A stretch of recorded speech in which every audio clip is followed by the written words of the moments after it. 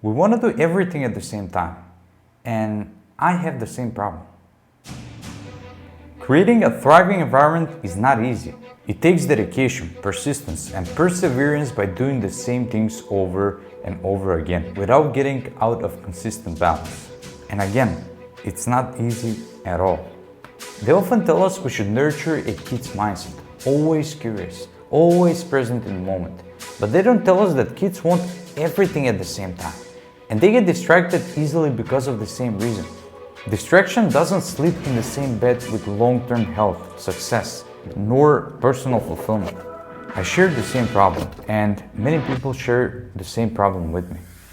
So how do we solve this? I paid very little to no attention of how things get out of control quickly. Lately, I woke up without an alarm, worked late at night while doing little to no work for my business or my personal fulfillment through the day. Some days were crazy work for 12 hours straight. Then the next day I would just do anything else than work because I was burnout. Then the question popped up, how do I solve this? In the previous video, I explained this exact problem and how I plan to restore balance in my life. But as I thought about it more, environment has a deeper impact on this. Environment is the surroundings or conditions in which a person lives or operates. It covers the whole area of our life, of when we wake up, what we do through the day, who we surround ourselves with, and the whole atmosphere we create to sustain our living and breathing life. After long thinking and hours spent to untangle this problem, I came up with a solution to create a thriving environment. The first step is to change our habits that suit our direction in the future. The second step is to surround ourselves with people who pull us up instead of take us down with them. And the last step is to be a grown-up kid, a concept that will always keep us curious. Hey chums, my name is Nick, and today we'll talk about how to create an environment that makes us thrive. I've noticed in myself, and I've noticed in many people around me, that we don't really pay attention to the environment we create with our actions and settings. And yet this thing is either fulfilling our goals or destroys us completely. So here's a 3-step process that will make us create this thriving environment. And if we stick to it, we can always move forward. The first is to change the habits to change yourself. I don't know how we got to that point, but we as humans almost never see the blame in ourselves. There's also a psychological phrase for this, and it's called the psychological projection. In its malignant forms, it is a defense mechanism in which the ego defends itself against disowned and highly negative parts of the self by denying their existence in themselves and attributing them to others, breeding misunderstanding and causing untold interpersonal damage. Wikipedia, thank you so much for this clear explanation. But long story short, I call these people scapegoats. So let's take an example of a situation where a close friend tells you to invest in something. Say a new cryptocurrency, and the crypto turns out to be a shitty investment. If we put 100 people in the same exact situation, I bet that 96 of them would blame their friend for being the shittiest investor. But the 4 remaining people will start to question themselves and why they invest in something they have no clue about.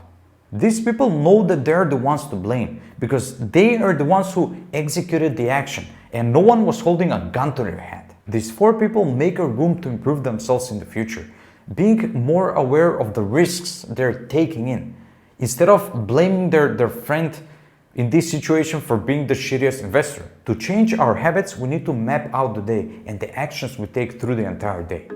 The best way to do this is by journaling with intention to explain what we did and how we felt through the day.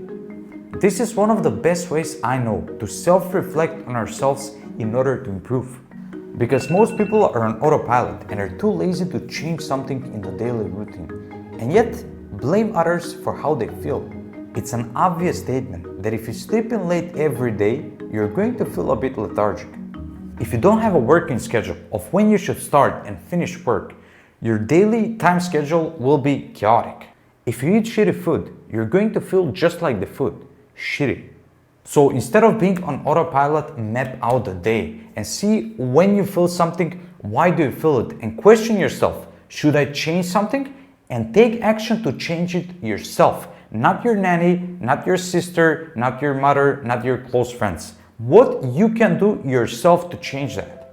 If I don't drink half a liter of water every morning, if I don't do push-ups, sit-ups, and meditation, I'm gonna feel sleepy a lot longer, as well as foggy in my mind. The small, insignificant habits we often overlook are the core principles of how we feel, how financially suited we are, and how we progress daily. So the first lesson is to change our habits to change ourselves. The second step is to surround ourselves with people who pull us up. I still remember the first time I felt how another person can suck out the life energy out of you. He was the most negative person at that time, and he was in its malignant forms of psychological projection. We invited him to our house and he started having a conversation about life, work, and fulfillment. He was so intensely negative about each and every single thing that we couldn't fight it. We all got down to his level and started projecting the same things he did. When he left after 5 hours, me and my brother had this same beat down facial expression on us. We felt like we had a curse thrown at us, and we both felt uninspired about life. We also agreed that we'll never call this person again. Energy is a real, tangible thing. If you don't see it, you can probably feel it on you when you share your time with a negative friend or a positive one. People have a huge effect on us and how we feel and progress in life. Why do you think rich people pay hefty money to get in close circles and gala nights with famous artists or actors?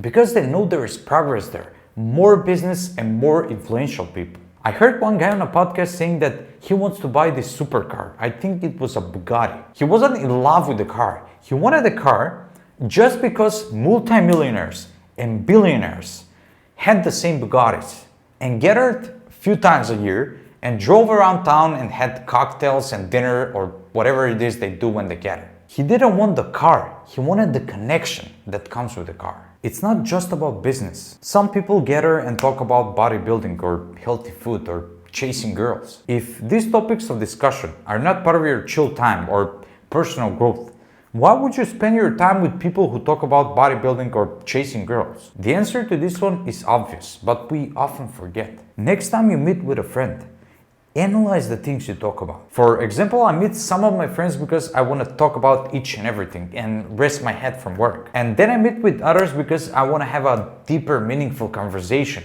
about something. But I separate which friend is for what, because we are all different human beings. If it's my time to chill from work, I don't want to meet business partners or colleagues or co-workers and talk more about work. Maybe some of your friends are gigantic scapegoats that blame each and everything for their personal and professional failures. You don't need those types of people if you want to see progress. Maybe it would be best if you try and help them for a while.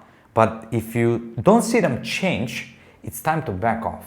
And the last step is to be grown-up kid, a concept that will always keep us curious.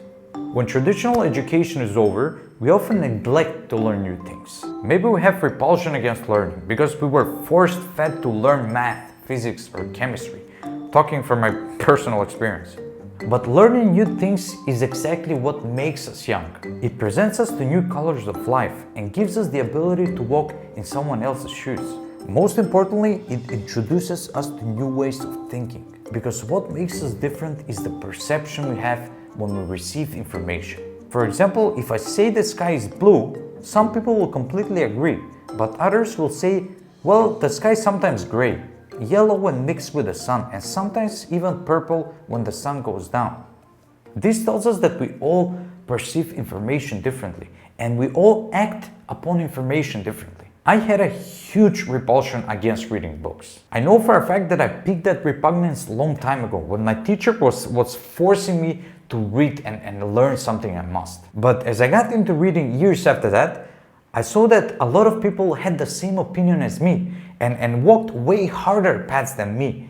And I kind of realized why she was forcing me to read. Maybe it wasn't the best way to make me read, but she was right to force me. I can say for a fact that few books by Brian Tracy, Dale Carnegie, and Stephen Covey built the pillars to shift my mindset in my humble beginnings. Without those books, I would probably still bash my head against the wall and blame everyone and everything for my failures. So teacher, if you're seeing this, thank you.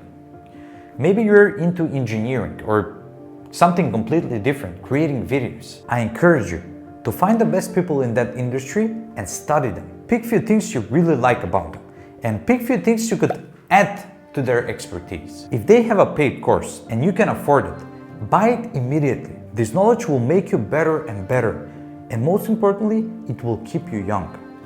The environment we have is crucial for how we feel and how we progress. It's the air for the lungs, the water for the whole body. If we don't give a bit of force to change the environment, it will suck us down for sure. The autopilot mentality is the problem, and we need to take full control to get out of that state. The 3 things we just spoke about are a great start, and I encourage you to start immediately. Champs, I truly hope this video adds something you didn't know. If it did, make sure to tap that like button below for the YouTube algorithm so this video can be shown to more people. And if you like these videos to keep your mindset sharp, make sure to subscribe. See you in the next video here.